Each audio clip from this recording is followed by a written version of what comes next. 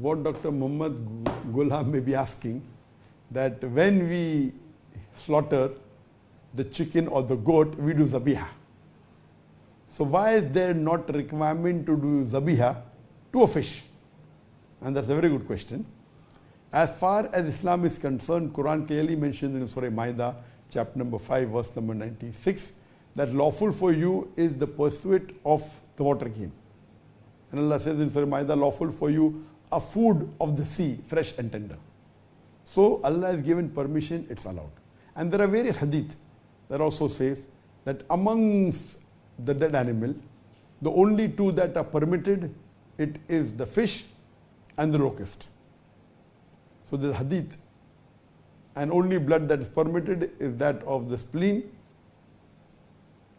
and the liver. So Islamically, it is permitted to have fish without doing zabiha. But we know Islamically, whether goat, chicken, or cow, etc., when we have to eat them, we have to slaughter to zabiha. In zabiha, what we do, there are various conditions. The main is that see to it that the knife is sharp.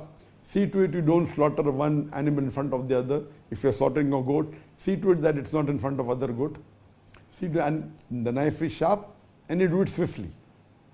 And once you slaughter the windpipe and the veins and the jugular veins and the artery.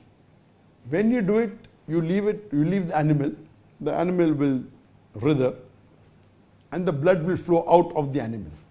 So when you do zabiha, the blood, which is a good media of germs and bacteria, majority flows out of the body. So that's the reason zabiha is compulsory when we are having non-veg food like meat, mutton, beef, etc. Anything, we have to do zabiha. This is the scientific, so that the blood flows out of the body. When the blood flows out of the animal's body, there are less germs and bacteria, because blood is a very good medium of germs and bacteria. So it keeps the mutton or the chicken fresh for longer time.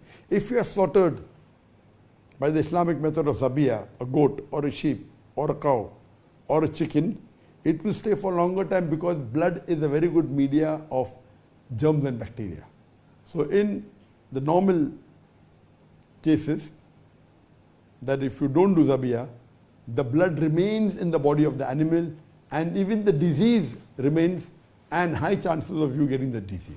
So Islamic slaughtering, zabiya is a must for non-veg.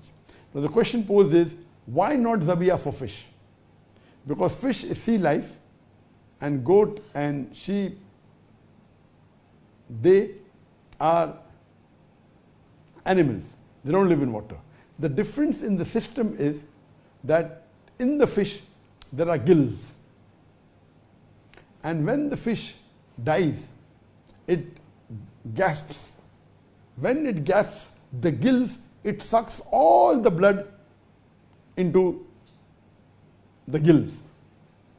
So in a fish, when a fish dies, when a fish is brought outside water, it struggles and you find it writhing and then it dies.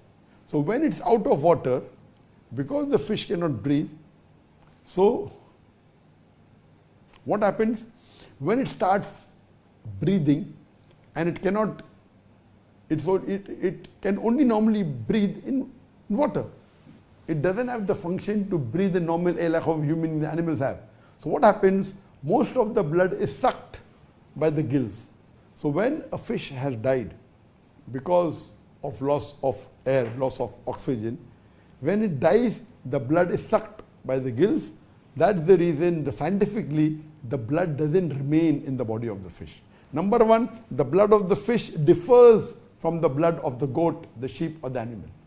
It's not as much of bacteria and toxins as the blood of the goat, the cow, the sheep.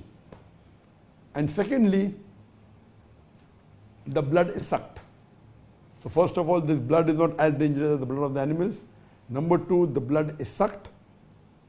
Because the blood is sucked, the germs and bacteria are not there. So eating the fish is safe. This is the scientific reason. Hope that answers the question.